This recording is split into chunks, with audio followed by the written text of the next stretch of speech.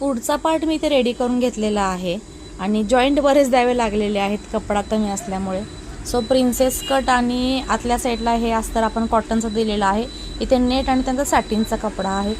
तर cut to cut हे princess कटचे पण पार्ट निघालेले आहेत. आतल्या कपड्याला जो जॉईंट दिलेला आहे तो इकडे मार्जिनकडे येतो आहे आणि आतल्या साईडनं प्रिन्सेस कट जोडताना सुद्धा मार्जिन आतल्या साईडला घालवलेलं आहे.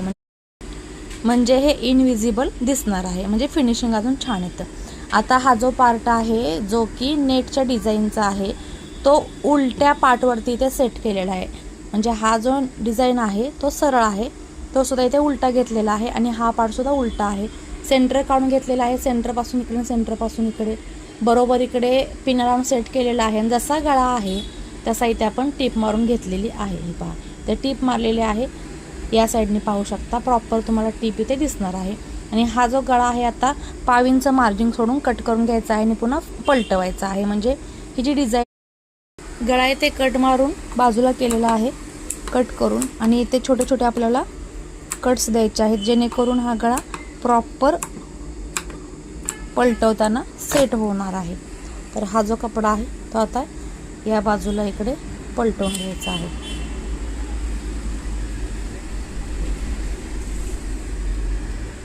अशा पद्धतीने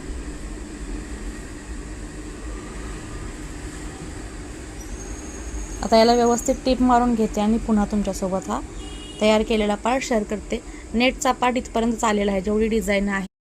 तर हा आपला फ्रंट पार्ट इकडे या बाजूला पलटवून रेडी झालेला आहे. इकडे बघा प्रॉपर डिझाईन इथे सेट झालेली आहे. जेवढी डिझाईन आहे त्याच हिशोबाने गळासुद्धा कटिंग केलेला आहे.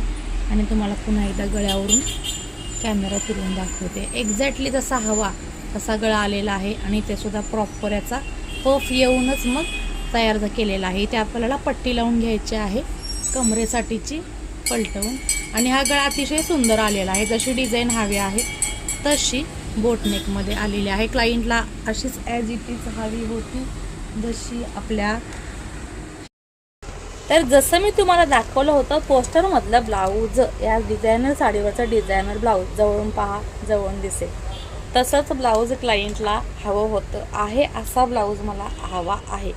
सो त्याच पद्धतीने आपण हा ब्लाऊज रेडी केलेला आहे. अगदी कट टू कट गळ्याचं फिनिशिंग तुम्हाला दिसते. आणि याच पद्धतीने विदाऊट अस्तर स्लीव्ज हव्या होत्या ट्रान्सपरंटमध्ये, तर त्यासुद्धा इथे रेडी झालेल्या आहेत. आणि दिसायला किती सुंदर दिसते बघा, घातल्यानंतर सुद्धा ते सुंदरच दिसणार आहे बघा. तर बराच वेळ गेला कारण खूप पीस वेगवेगळे होते.